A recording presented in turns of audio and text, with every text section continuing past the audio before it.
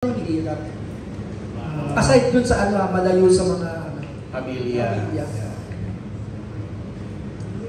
Siguro po yung sa management, yung mga ibang siyempre kailangan mo sumunod sa mga rules nila. Mahirap gawin yun? Hindi naman po mahirap, pero minsan siyempre worker. Yan. makibagay yung makibagay. Sumunod sa lalo ka nung naka-stipulate mga kontrata, kumbaga. Opo, mga gano'n. Minsan mayroon pa bago lang konti. Okay. Pero ano naman din siya. Napaplansya. Napaplansya. Napaplansya. Ano lang po siya. Naayos din, tsaka pag ano, nasasanay na rin po. For me naman, hindi pa ako nakapag-travel abroad as a fan. Pero bilang musician, dito kasi sa Metro Manila, mahirap na part is open ka sa lahat ng temptation. Temptation? Yes. Kagaya na?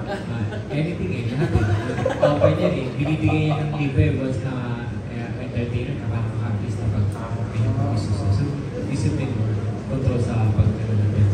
Marupok ka. Pero ito ko. Minsan. Si Kuya. Sa akin naman po siguro yung technicality sa tugtugan. Kasi unintentionally yung competition nandyan. Correct. Pero yung para sa akin po, personally, yung competition na-apply sa sarili, hindi sa mga kapwa-banda, ganyan. Pero in reality kasi, yung kritiko kasi Pilipino, kahit trabaho eh. Kahit nasa maraming kritiko. So sa akin yung as much as possible yung kaya ni sinasabi sa akin doon yung linis ng tugtugan. Yung kailangan laging ganun yung mindset. Para safe. Correct. Yan lang po. Si Alki. Yung halos araw-araw kailangan nag-aaral ng bagong kanta. Yun. Bakit? Yun ang challenge. Kung kasi yung trabaho talaga eh. So gano'ng kalaki yung repertoire? Gano'ng kalaki yung nakabangkot? Ilang kanta alam mo? Siguro, may meron na kung 1,000 ganun. 1,000? Hindi ko kasi sa bagay kasi pagka may bago, hindi pa iwasan mayroon din naiiwan. Correct. Kasi pagka sinahulog, kaya kailangan din masulat para nasa detalyado, parang gano'n. Ano pala kayong karaoke, no? Pag nagsabi kayong katawa, 8598 tayo, Oo. May dagdag din po ako doon yung hindi po alam nung iba na nakikinig man, lalo mga audience. Kahit na gaano karami po yung tugtog namin, minsan 2 buwan, 3 buwan, kailangan namin reviewin yan. Bukod sa nagdadagdag po kami ng kanta, nire-review po namin ang nire-review. Yung mga ginawa nyo. Kahit yung mga alam na po namin, kahit na gaano katagal na namin tugtog yun, nire-review pa rin po namin. Sige, buong araw rehearsals pag ganyan. Iba kasi po ng kanta yun. Iba po yung rehearsal ng yung mag-isa ka, pinapractice mo siya. Iba yung magkakasama kami. Kailangan ready na kami individually bago kami magpunta ng studio para nilalapat na lang namin yung songs. Yes.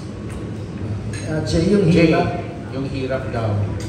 Yung hirap, Na hindi based alam, sa experience ko kasi nag-start kami from talaga eh. Wala kaming mga gigs. So yun yung hirap na may share ko na pag meron. Pag wala talagang gig. Ganun. So hindi stable yung job as a musician. Kung meron kumontak, meron. Kung wala, hindi wala rin. So yun yung hirap na akala nila okay maging banda. Then napakahirap po kasi kukunti lang yung TF, ganun. Pag nag-uumpisa ka pa lang at sa biyahe pa lang, pagod ka na, everyday, and then siksikan, traffic, yun po yung mga isa sa mga talagang hindi makalimutan na hirap bilang banda. Saka araw-araw yung kanta, no? Isang araw lang pa yun. Kung sa Maldives naman, yun yung hirap naman everyday. 6 days a week ka pala. So 1 day lang yung rest, every Sunday. Pero pag talagang araw-araw. So, minsan parang namamagana yung lalamunan, pero kailangan Tapos 2 ng trabaho. hours and 30 Natulog. minutes na dire-diretso po yun na set. Ang masakit pag kasakit ka, kasi you still need to work. Yes. As long as, basta alalay lang naman sa kasama. Si Era nandyan ako aalalay pag siya yung okay, ako may sakit. O di kaya minsan ako naman ang okay, siya na yung may sakit. So, lang din kami. Yun din sa'yo. Yes po. And of course, hindi po talaga madaling like, same po sa kanila sa instruments. Inaaral nila bawat ng tunog ng song. Same po sa amin ng mga vocalists. Inaaral din po namin yung kanta. Hindi lang yung dahil sa lyrics, hindi lang po sa ganon. Inaaral namin bawat detalye din po ng song. Like mga backing vocals, mga kailangan mo kasi yan, hindi lang basta-basta na dapat alam mo yung lyrics. Dapat alam mo rin na mag-back up sa kasama mo. Tapos back up siya. O minsan, sa song ko naman, siya naman yung back up. Ganun po dapat siya. Give and take. Mga din sila mga artista, di ba? Salamat. Thank you, Joe. Now, Thank you po, sir. we have Cesar Batillo from Net25. Yan. Kuya Cesar, quiz. Ay po, si Cesar Tulio sa Net25 at Letters and News. As ko lang po, lahat po kayo full-time musician or may mga daily jobs po kayo or may pang professions? Both. May trabaho ko sa umaga, then sa evening naman banda. So, dalawa yun. Sino pa po yung iba? Wala nang tulog to eh. Ako po, siguro mga 3 months bago ko binitawan yung 3 kasi trabaho ko. Yung Alright, 3. Tapos, load year din po ako for 6 years. Yung nagre-repair ko ng mga sirang gitara, ganyan. May connection din sa Bukod ko po sa pagtugtog sa gabi, sa umaga, nagtatrabaho online, sa hapon bago ang gitara. Tapos siguro mga 3 months nung nagbalik ako kay JR, binitawan ko. Pero full-time musician ka po? Full-time musician. How the others po? Meron po. Full-time din. Yung dalawang vocalist ko full-time din. Full-time. Okay po. Yun kasi yung binanggit niyo po, hindi lahat, di ba, may gigs, may events. Paano yung source of kumbaga living kapag mga ganun? Paano yung napapagkakala? Kaya ba i-accommodate lahat ng restrictions as a personal and family? Ako po kasi talagang, siguro pinanganak na talaga ako ng kanta lang ng kanta. Naghahanap po talaga ako ng way na makakanta ako. At kumita. Yes, at kumita at the same time. So pag wala akong gigs, live stream po yung nagla-live stream pa ako sa mga mga stars. Yes po, doon po ako po. Kasi, ayun nga po. Pero, so far po kasi, kakaano lang din po ng, nag-ima po na ako ng business. Kasi hindi naman po talaga palaging kakanta na lang ako. So, yun po, napag-isipan na ganun po ang gagawin. Pero, eto nga po yung nakakalungkot. Sinara ko po yung business ko.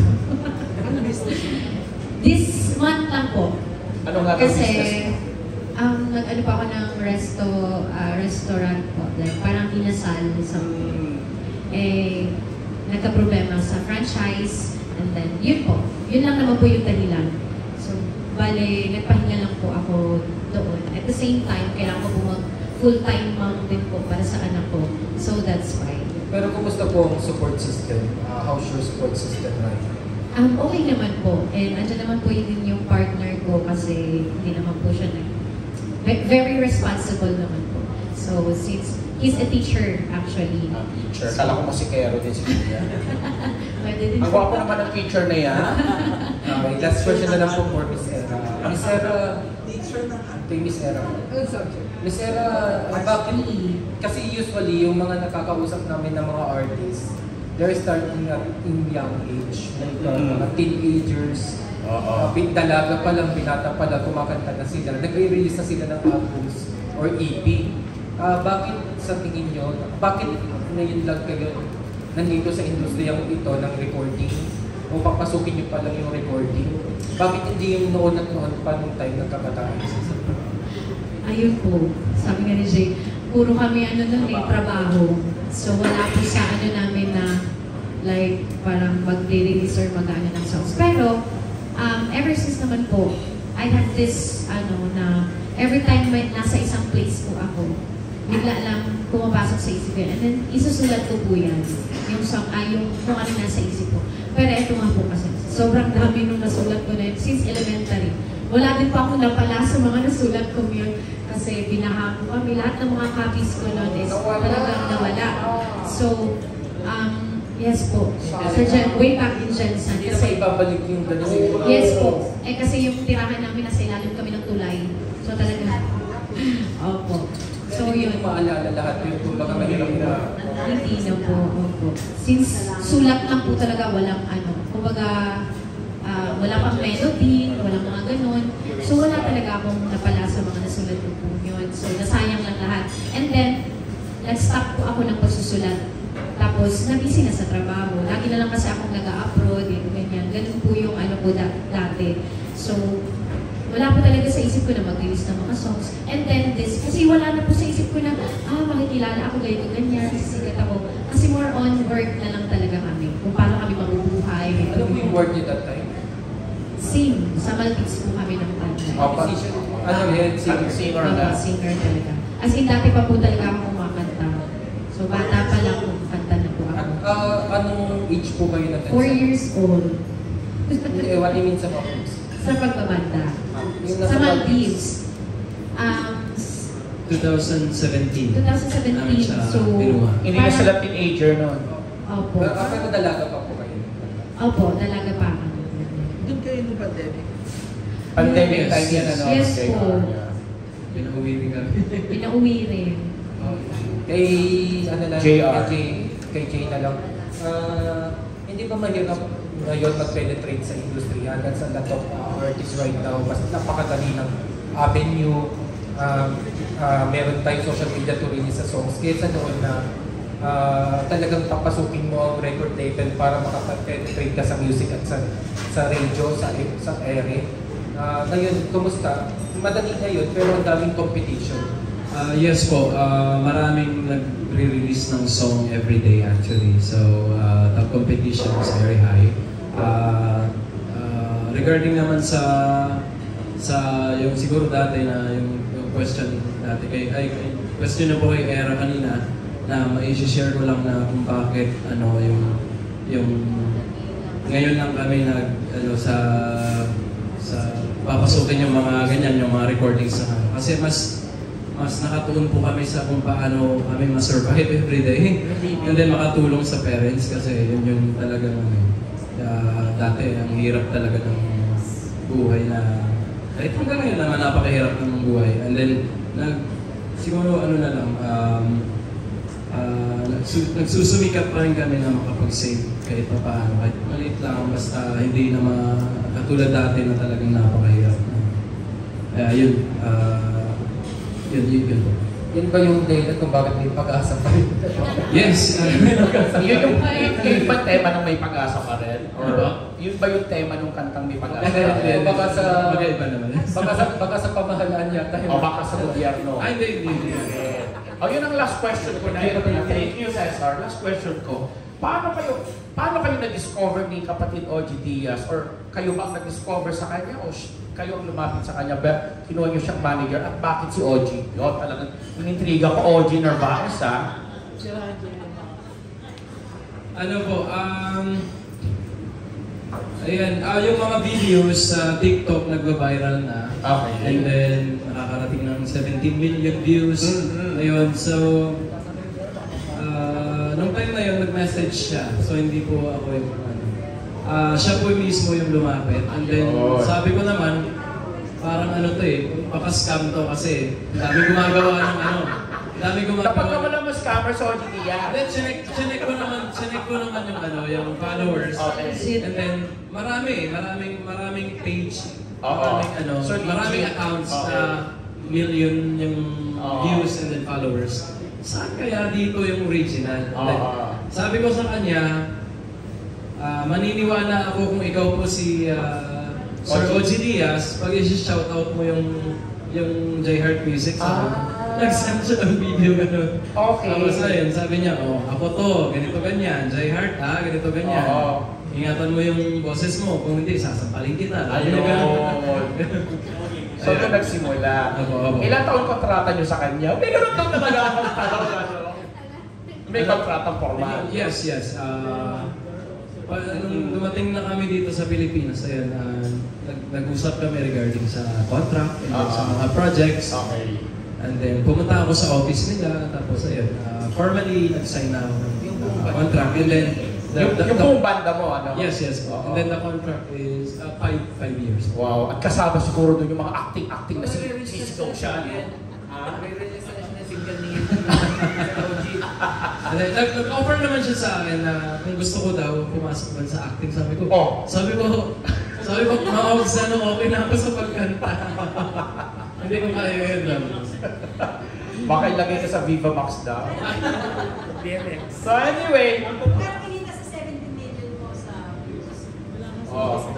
17 million. Hindi yung kay OG yata. Ay, sa TikTok, wala Wala po kasi yun sa TikTok. Sa TikTok wala po eh. Di ba namo-monetize yung TikTok? Kasi, Pag mag-live ka lang po, pwede po yun. Sa YouTube po, pwede. TikTok kasi China.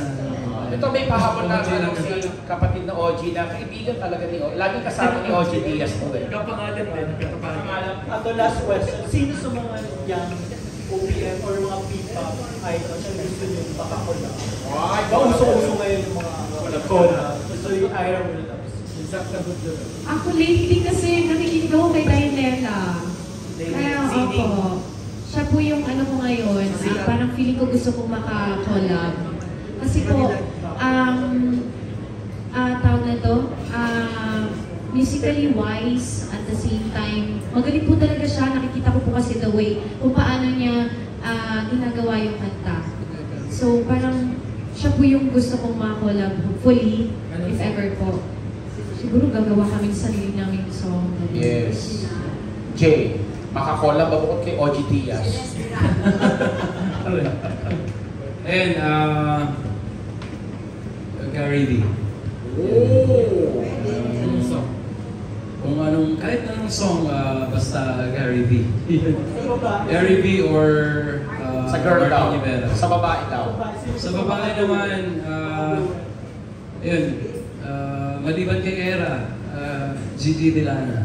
Wow, another song and sensation. So wait na, baka pa magkatanungan bago natin sila huminga ng kanilang mga paamyaya sa atin. Pero Julie B, go! May nagsabi na ba sa'yo? Wala kang mic. Sige lang. Na parang may nirets na pwede kang niya promotion. boses to. Oh. Yes po. May nag-request sa amin ng song ni Idol Lawrence Verano. Remember Me, yun, at pinanta namin yun during fiesta sa Tinalak Festival sa South Cotabato, yan, sa lugar po namin. Yan. So, sana kung papala rin na magkaroon ng collaboration, yan, Idol. Salamat po. Thank you. Thank you! And on that note, sir, Tope, may gusto ka pang sabihin, invitation or what? Pwede kayong magbigay ng inyong panyaya sa ating mga fans nila. May name yung fans. May name na ba yung mga Ako fans po, doon, yung supporters? dati pa po itong Aeronautics po. Aeronautics. Okay. O itong J-Heart. Sa akin po, wala namang ano eh. Napaka-humble naman din. Tinutulong din naman din nila. Yung parang Aeronautics tsaka J-Heartnatics. Parang ginagalan lang din nila. Team J-Heart. Buti hindi kayo narinig. Ba? Buti daw hindi kayo nalilig. Actually, marami po nag-aano. Pero si Era kasi during Chismis na to, Kids edition ng competition sa amin sa probinsya. Ako yung host. Tapos si Era Hindi po kami nagkakilala. Ayan. So, kinuha ko na rin siya sa Magdisan. Hindi, para siyang bunsong kapatid namin. Doon po na-start yung Kasi may friendship sakit ako. namin. Pero never po kami like parang... So kuya-kuya ito. Yes. Family man kasi. Hindi. Family man ka na daw ba? Wala pa po. Oh, single pa. Alam mo na. Kaya nga, di ba, Maldives? Ganda-ganda na lugar. Aray ko si Julie. So anyway, palakpakan naman po natin ang Aero Covers at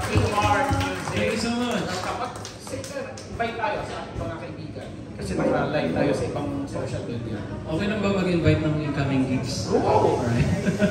Ayan, i-invite po namin kayo this coming October 30, ayan, sa 12 Monkeys, and then October 31 sa District 1 BGC Taguig. And sa kanya. Ayan, meron tayong private event naman this coming October 18, ayan, sa Batangas, and mga taga Batangas. See you guys. Ang daming gig. Si Era. Yes, may mga upcoming gigs na rin po ako by November. Meron na po ako mga confirmed na mga gigs sa magkita-kita po tayo sa Di ba basa? Unang mata. Lake Cebu. Lake Cebu. Lake Cebu, South Cotabato. And of course, hopefully sa Monaco Festival in Sarangani Province. Kalimutan Festival in Sultan Kudarat. And Visayas, Mindanao ito, no? yes po, by December naman po, December 6, Batangas. And of course, December 8 in Madrid, Demos, Bantayan Island, Cebu. And yung iba po, hindi pa po siya nako-confirm. So, medyo marami na rin po sa list. Correct. Social media accounts nyo na ipa-follow kayo. Yes, please do follow me po. Era Covers on Facebook, YouTube, and on TikTok din po. Ayan. Era Covers. Yes po. Jay. Ayan, this coming November 11 po sa Taysan, Batangas. And November 15, balik po tayo ng District 1. And November 28 po sa Jensan. Ayan, magkita-kits po tayo mga taga-Jensan. And don't forget to like and subscribe as well, J Heart Music, sa TikTok, sa Facebook, and sa Spotify. Alright, okay naman. Busy naman pala sila. So palapakan natin mga kaibigan. Maraming salamat sa inyo. Good luck. Pag-ikita tayo ulit. Picture? Oo, tayo lang for picture lang para magamit sa mga write-ups. Salamat sa inyong lahat.